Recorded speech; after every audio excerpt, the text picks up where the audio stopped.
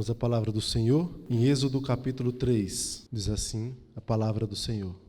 Apacentava Moisés o rebanho de Jetro, seu sogro, sacerdote de Midian. E levando o rebanho para o lado ocidental do deserto, chegou ao monte de Deus, a Horebe. Apareceu-lhe o anjo do Senhor numa chama de fogo no meio de uma sarça. Moisés olhou e eis que a sarça ardia no fogo e a sarça não se consumia. Então disse consigo mesmo: irei para lá e verei essa grande maravilha. Por que a sarça não se queima? Vendo o Senhor que ele se voltava para ver, Deus, do meio da sarça, o chamou e disse: Moisés, Moisés. Ele respondeu: eis-me aqui. Deus continuou: não te chegues para cá.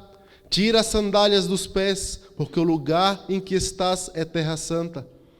Disse-lhe mais: eu sou o Deus de teu pai, o Deus de Abraão, o Deus de Isaque e o Deus de Jacó. Moisés escondeu o rosto porque temeu olhar para Deus. Disse ainda o Senhor: certamente vi a aflição do meu povo, que está no Egito, e ouvi o seu clamor por causa dos seus exatores. Conheço-lhe o sofrimento. Por isso desci a fim de livrá-lo da mão dos egípcios e para fazê-lo subir daquela terra a uma terra boa e ampla, terra que emana leite e mel, o lugar do cananeu, do Eteu, do Amorreu, do Ferezeu, do Eveu e do Jebuseu. Pois o clamor dos filhos de Israel chegou até mim, e também vejo a opressão com que os egípcios os estão oprimindo. Vem agora, e eu te enviarei a Faraó, para que tires o meu povo, os filhos de Israel, do Egito. Então disse Moisés a Deus: quem sou eu para ir a Faraó e tirar do Egito os filhos de Israel? Deus lhe respondeu: eu serei contigo, e este será o sinal de que eu te enviei. Depois de haveres tirado o povo do Egito, servireis a Deus neste monte. Disse Moisés a Deus: eis que quando eu vier aos filhos de Israel e lhes disser: o Deus de vossos pais me enviou a vós outros, e eles me perguntarem: qual é o seu nome? Que lhes direi? Disse Deus a Moisés: eu sou o que sou. Disse mais: assim dirás aos filhos de Israel: eu sou, me enviou a vós outros. Disse Deus ainda mais a Moisés: assim dirás aos filhos de Israel: o Senhor, o Deus de vossos pais, o Deus de Abraão, o Deus de Isaque e o Deus de Jacó me enviou a vós outros. Este é o meu nome eternamente, e assim serei lembrado de geração em geração. Vai, ajunta os anciãos de Israel e dize-lhes: o Senhor, o Deus de vossos pais, o Deus de Abraão, o Deus de Isaque e o Deus de Jacó, me apareceu dizendo: em verdade vos tenho visitado e visto o que vos tem sido feito no Egito. Portanto, disse eu: far-vos-ei subir da aflição do Egito para a terra do cananeu, do Eteu, do Amorreu, do Ferezeu, do Eveu, do Jebuseu, e para uma terra que emana leite e mel. E ouvirão a tua voz, e irás com os anciãos de Israel ao rei do Egito e lhes dirás: o Senhor, o Deus dos hebreus, nos encontrou. Agora, pois, deixa-nos ir caminho de 3 dias para o deserto, a fim de que sacrifiquemos ao Senhor nosso Deus. Eu sei, porém, que o rei do Egito não vos deixará ir, se não for obrigado por mão forte. Portanto, estenderei a mão e ferirei o Egito com todos os meus prodígios que farei no meio dele. Depois os deixará ir. Eu darei mercê a este povo, aos olhos dos egípcios. E quando sairdes, não será de mãos vazias. Cada mulher pedirá à sua vizinha e à sua hóspeda joias de prata e joias de ouro e vestimentas, as quais poreis sobre os vossos filhos e sobre as vossas filhas, e despojareis os egípcios. Oremos, meus irmãos. Senhor nosso Deus e Pai, nós te louvamos porque temos o privilégio de ter a tua palavra, pelo privilégio que temos de ouvir a tua voz, pelo privilégio que temos de ter o teu Espírito habitando em nosso coração. A nossa oração, Pai, é que o Senhor, por misericórdia, fale a cada um aqui nesta noite, Pai. Queremos sair daqui certos de que ouvimos a Tua palavra, ouvimos a Tua voz, não confiados em nós mesmos, mas nos méritos do nosso Senhor Jesus Cristo. É o que te pedimos em nome dEle. Amém. Meus irmãos, na última semana, eu li um artigo na internet do reverendo Augustus Nicodemos, e a última frase me chamou a atenção do seu artigo, e dizia assim: estou com saudades da época em que falso mestre era aquele que batia no portão da nossa casa para oferecer um exemplar do livro de Mórmon ou da Torre de Vigia.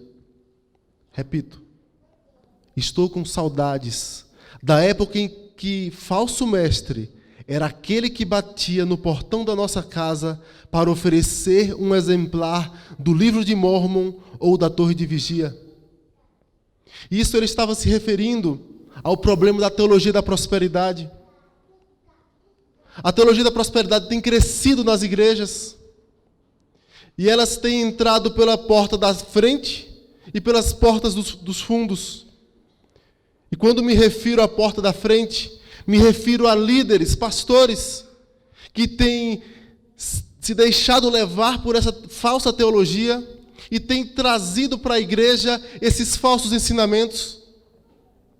E quando me refiro a portas dos fundos, me refiro a igrejas que, mesmo tendo uma fiel pregação do Evangelho, as ovelhas começam a se alimentar de artigos na internet, de vídeos, de programas de TV que pregam essa falsa teologia.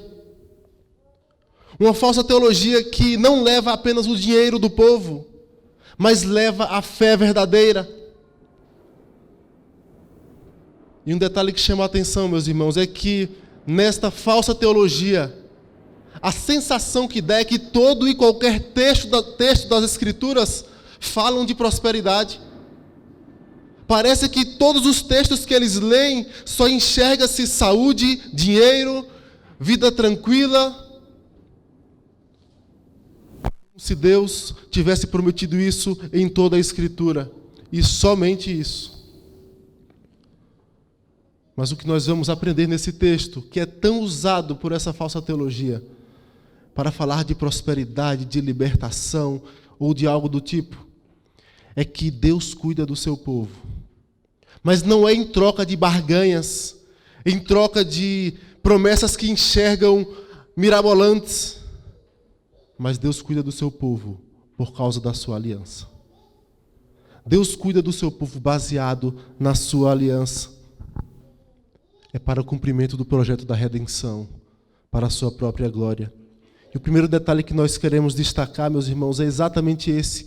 É que a aliança é a base do cuidado de Deus. A aliança é a base do cuidado de Deus para com o seu povo. Observe no capítulo 2, nos últimos versículos que fazem a introdução para o capítulo 3. Versículos 23 a 25, diz assim: decorridos muitos dias, morreu o rei do Egito. Os filhos de Israel gemiam sob a escravidão e por causa dela clamaram, e o seu clamor subiu a Deus. Ouvindo Deus o seu gemido, lembrou-se da sua aliança com Abraão, com Isaque e com Jacó, e viu Deus os filhos de Israel e atentou para a sua condição. Versículo 24, ouvindo Deus o seu gemido, lembrou-se da sua aliança com Abraão, com Isaque e com Jacó. Os irmãos lembram que a aliança era um pacto estabelecido entre duas partes. No caso da aliança de Deus com o seu povo, era uma aliança mais similar à suzerania e vassalagem entre o Senhor e um servo, em que esse pacto era firmado em sangue. Cortava-se um animal ao meio, as duas partes passavam por entre o animal. Mas no caso do pacto de Deus com Abraão, só Deus passou pelos animais. Porque a ideia era: aconteça comigo o que aconteceu com esses animais, caso eu quebre esta aliança.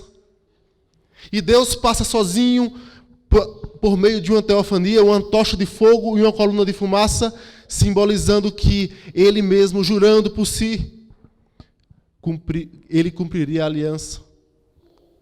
Deus era a própria garantia do cumprimento da aliança. Meus irmãos, é por isso que nós vamos perceber nesse texto que a base do cumprimento da aliança, a base do cuidado de Deus, é o próprio Deus. É Deus mesmo quem cumpre a aliança.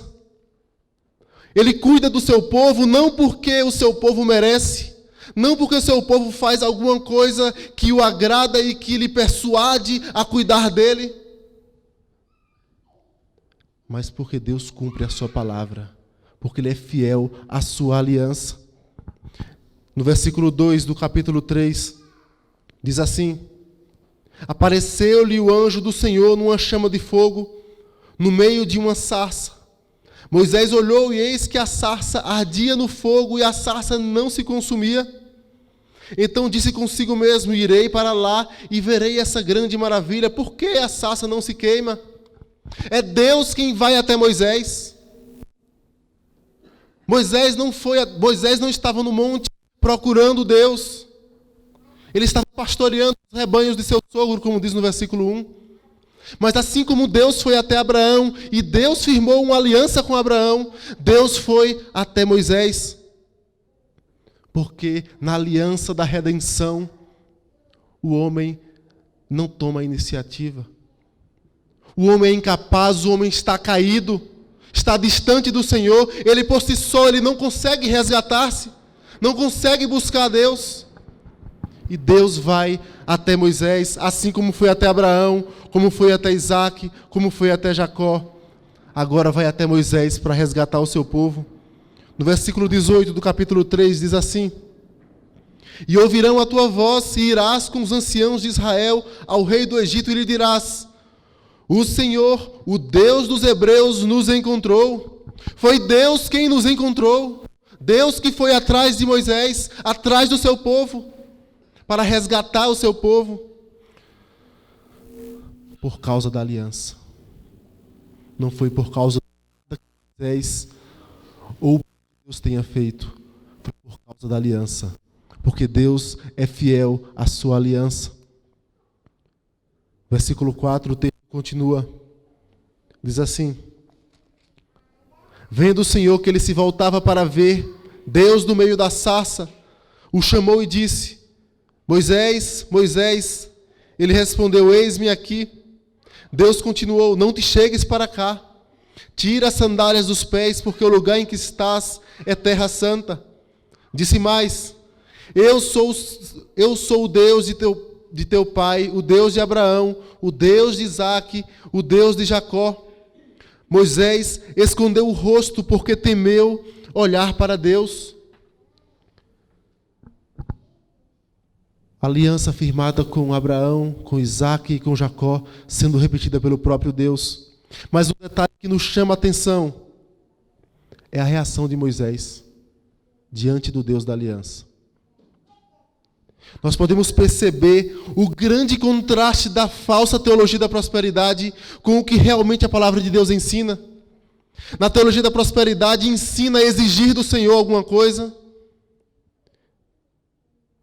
Na teologia da prosperidade ensina tentar buscar um retorno de Deus, colocar Deus contra a parede. Nós estamos aqui 400 anos e agora o que o Senhor faz? Talvez seja isso o que eles ensinam. Mas a reação de Moisés é completamente contrária. Observe o que diz, versículo 5.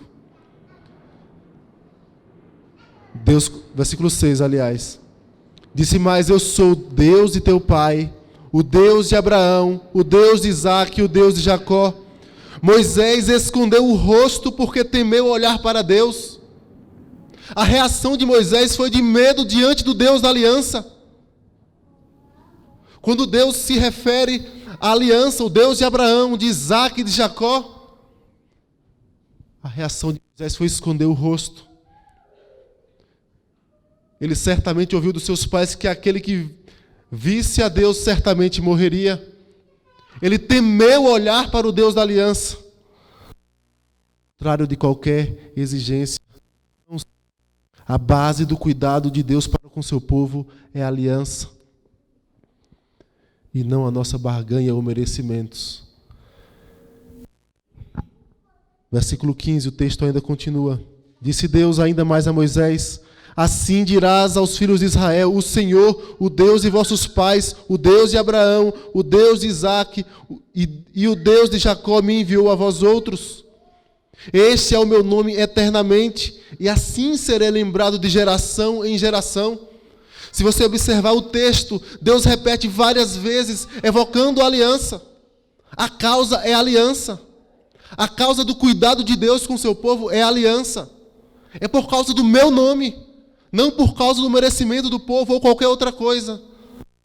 É a aliança, a causa do cuidado de Deus. Versículos 13 e 14 ainda diz assim: disse Moisés a Deus: eis que quando eu vier aos filhos de Israel e lhes disser: o Deus de vossos pais me enviou a vós outros, e eles me perguntarem: qual é o seu nome? Que lhes direi? Disse Deus a Moisés: eu sou o que sou. Disse mais: assim dirás aos filhos de Israel: eu sou, me enviou a vós outros. Quando Deus fala eu sou, talvez a explicação mais palatável, vamos dizer assim, seja a ideia da imutabilidade de Deus. Não da imutabilidade em relação ao seu ser, mas na relação da aliança. Eu sou o que sou. Eu sou o Deus que fiz uma aliança com Abraão. A mesma aliança eu repeti a Isaque, repeti a Jacó, e agora estou repetindo a Moisés e ao povo de Deus, e assim serei lembrado de geração em geração. Eu sou um Deus imutável na minha aliança com o meu povo. Versículo 17, diz assim: portanto, disse eu, far-vos-ei subir da aflição do Egito, para a terra do Cananeu, do Eteu, do Amorreu, do Ferezeu, do Eveu e do Jebuseu, para uma terra que emana leite e mel. Se você observar, essa lista se encontra na aliança que Deus fez com Abraão. Deus mais uma vez repetindo a aliança. O cumprimento das promessas da redenção e não da prosperidade tem base na aliança. E com base nisso, meus irmãos, nós podemos destacar pelo menos 4 detalhes acerca desse cuidado. Baseado na aliança que Deus fez com o seu povo, uma aliança inquebrável, em que Deus mesmo garante que irá cumprir. Nós podemos extrair 4 detalhes acerca do cuidado de Deus. O primeiro deles é que Deus conhece o sofrimento do povo da aliança. Deus conhece o sofrimento do seu povo. Versículos 7 a 9 diz assim: disse ainda o Senhor: certamente vi a aflição do meu povo que está no Egito, e ouvi o seu clamor por causa dos seus exatores. Conheço-lhe o sofrimento. Por isso desci a fim de livrar-vos da mão dos egípcios e para fazê-los subir daquela terra a uma terra boa e ampla, terra que emana leite e mel, o lugar do Cananeu, do Eteu, do Amorreu, do Ferezeu, do Eveu e do Jebuseu. Pois o clamor dos filhos de Israel chegou até mim, e também vejo a opressão com que os egípcios os estão oprimindo. Ainda versículo 16. Vai junto os anciãos de Israel e dize-lhes: o Senhor, o Deus de vossos pais, o Deus de Abraão, o Deus de Isaque, o Deus de Jacó, me apareceu dizendo: em verdade vos tenho visitado e visto o que vos tem sido feito no Egito. Meus irmãos, a palavra que foi traduzida por aflição, o povo que estava sendo afligido, também poderia ter sido traduzida por pobreza. Tenho visto a pobreza ou miséria. A ideia de que o povo estava sofrendo tanto, era uma vida realmente miserável. Eles estavam como escravos. A vida de um escravo não é uma vida fácil, não é uma vida boa. E talvez após 400 anos, daquela promessa feita a Abraão, Eles poderiam estar pensando: cadê Deus? Onde está a aliança? Deus falou que iria nos resgatar. Mas o que Moisés deixa claro é que Deus conhece o sofrimento do povo da aliança. Deus conhece o sofrimento do seu povo.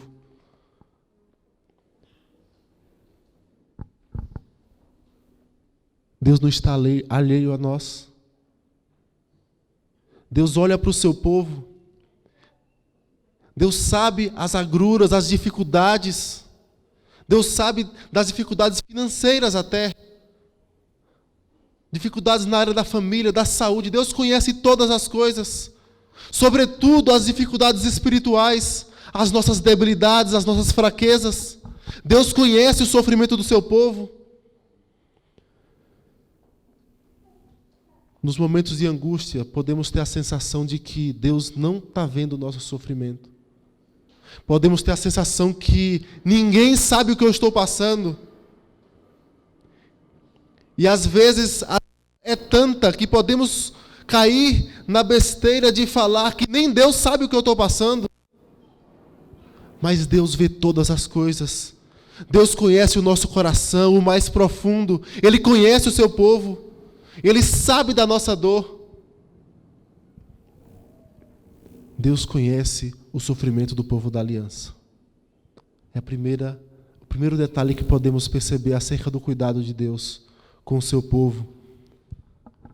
O segundo é que, conhecendo, Ele também ouve a oração do seu povo. O trabalho aumentava, Faraó colocava mais fardo nas costas dos israelitas. O povo de Deus sofria cada vez mais.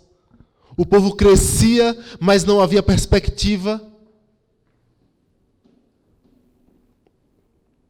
E o texto mostra pelo menos 4 vezes que Deus estava ouvindo a oração do seu povo. No capítulo 2, versículo 23, diz assim: decorrido muitos dias, morreu o rei do Egito. Os filhos de Israel gemiam sob a servidão, e por causa dela clamaram, e o seu clamor subiu a Deus. Eles gemiam de dor, de sofrimento, e clamavam a Deus. E o que Moisés relata aqui é que Deus estava ouvindo o seu clamor. Moisés escreveu esse texto após a libertação. O povo provavelmente já estava o povo estava no deserto, porque Moisés não entrou na terra prometida. E o que Moisés está mostrando para eles: olha, lembra quando nós clamávamos ao Senhor? Deus estava ouvindo. Deus ouvia o nosso clamor. Nos momentos mais difíceis, clamávamos e tínhamos a sensação que Ele não nos ouvia, mas Ele estava ouvindo. Versículo 24. Ouvindo Deus o seu gemido, lembrou-se da sua aliança com Abraão, com Isaque e Jacó. O texto repete mais uma vez como uma ênfase: Deus estava ouvindo. Deus estava ouvindo. Deus ouve a oração do seu povo. Capítulo 3, versículo 7. Disse ainda o Senhor: certamente vi a aflição do meu povo que está no Egito, e ouvi o seu clamor por causa dos seus exatores. Ouvi o seu clamor. Versículo 9 ainda diz: pois o clamor dos filhos de Israel chegou até mim, e também vejo a opressão com que os egípcios os estão oprimindo. Deus ouve a oração do seu povo, meus irmãos. Quando estamos passando por momentos difíceis, às vezes entramos em nosso quarto, fechamos a porta, choramos sozinhos, oramos. E quantas são as vezes que temos a sensação que a nossa oração não passa do teto? Temos a sensação que Deus não está nos ouvindo. Ou às vezes quando pecamos contra o Senhor, e o servo de Deus, quando peca, ele se sente envergonhado diante de Deus. E às vezes tem vergonha até de orar ao Senhor. Será que vai me ouvir, o que eu fiz é muito grave. Deus nos ouve, meus irmãos, não é baseado nos nossos méritos, mas é por causa da aliança. Deus ouve a oração do seu povo. O que a palavra de Deus nos ensina é que Deus ouve a oração do povo da aliança. Deus conhece a aflição do seu povo, a miséria, a pobreza, a dificuldade. Deus ouve a oração, mas também Deus sabe até das lutas que nós iremos enfrentar. O que vem pode ser até pior do que estamos passando agora. Versículo 19, o texto diz: Eu sei, porém, que o rei do Egito não vos deixará ir se não for obrigado por mão forte. O rei do Egito não vos deixará ir se não for obrigado por mão forte. O faraó que reinava no Egito provavelmente chamava Tutmoses. E ele tinha uma frase que dizia assim: quando eu estendo a minha mão forte, ninguém resiste. Quando eu estendo a minha mão, ninguém resiste. E aqui, provavelmente, Deus estava o envergonhando. Eu sei, porém, versículo 19, que o rei do Egito não vos deixará ir se não for obrigado por mão forte. A luta vai ser grande. Aqui é onde entra, meus irmãos, a onisciência de Deus. Deus conhece o futuro. Deus não conhece apenas a nossa luta que estamos passando agora, tanto física, emocional ou espiritual, mas conhece aquilo que ainda vamos passar. O teólogo do século XIX, Louis Berkhoff, ele diz o seguinte, sobre onisciência: Deus conhece todas as coisas como realmente se dão, passadas, presentes e futuras, e as conhece em suas reais relações. Ele conhece a essência oculta das coisas, em que o conhecimento do homem não pode penetrar. Ele não vê como vê o homem, que só observa as manifestações externas da vida, mas penetra as profundezas do coração humano. Além disso, ele conhece o que é possível, como conhece o que existe concretamente. Todas as coisas que poderiam ocorrer em certas circunstâncias são atuais para a sua mente. Diversas passagens da Escritura ensinam claramente a onisciência de Deus. Ele é perfeito em conhecimento. Deus conhece todas as coisas. Deus sabe até das lutas que ainda vamos passar. E por saber do que ainda vamos passar, nós temos ainda uma expressão do seu cuidado. É que Ele mesmo que luta pelo seu povo. Se Faraó dizia que ao estender a sua mão forte, o seu braço forte, ninguém lhe resistia. Versículo 20. Portanto, estenderei a mão e ferirei o Egito com todos os meus prodígios que farei no meio dele. Depois vos deixará ir. Deus mesmo estenderá a sua mão. Se Faraó acha que a mão dele é alguma coisa, ele verá a mão do Senhor. Porque é Deus mesmo quem luta pelo seu povo, meus irmãos. Aqui nós podemos perceber dois detalhes. Tanto o poder de Deus, a onipotência de Deus. O texto fala: estenderei a mão e ferirei o Egito com todos os meus prodígios que farei no meio dele. Mas mostra o cuidado, depois ele vos deixará ir. Vocês são o povo da aliança. É através de vocês que todas as famílias da terra serão abençoadas. Através do descendente de Abraão. Porque eu sou o Deus de Abraão, de Isaque e de Jacó. É baseado na aliança, meus irmãos. É Deus quem luta pelo seu povo. Salmo 127 que lemos diz assim: se o Senhor não edificar a casa, em vão trabalham os que edificam. Se o Senhor não guardar a cidade, em vão vigia a sentinela. Inútil vos será levantar de madrugada, repousar tarde, comer o pão que penosamente granjeastes. Aos seus amados ele o dá enquanto dormem. Deus cuida do seu povo. Deus conhece o sofrimento do seu povo. Ele ouve a oração, sabe das lutas que ainda hão de enfrentar, mas Ele mesmo que luta pelo seu povo. Mas tudo isso baseado na aliança. Mas o que essa aliança tem a ver conosco? Abra sua Bíblia em João 8:58. Evangelho de João 8:58.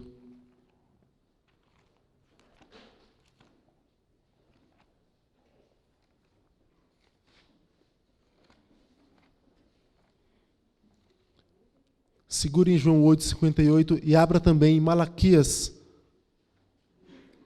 capítulo 2.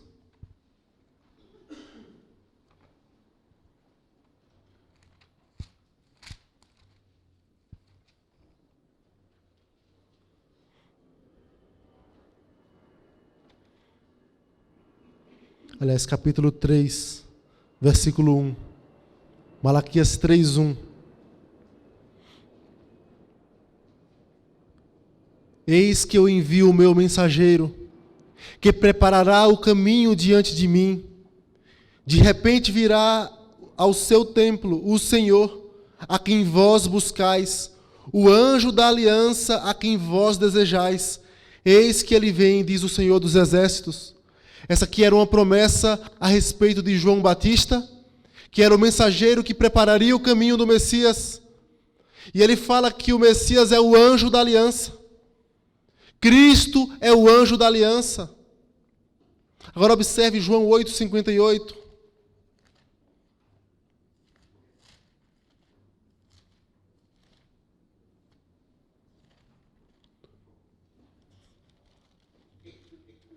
O texto diz: respondeu-lhe Jesus, em verdade eu vos digo, antes que Abraão existisse, eu sou. Jesus Cristo é o Deus da aliança. Jesus Cristo se coloca como o Deus da aliança. Versículo 59, o texto de João fala: então pegaram em pedras para atirarem nele, mas Jesus se ocultou e saiu do templo.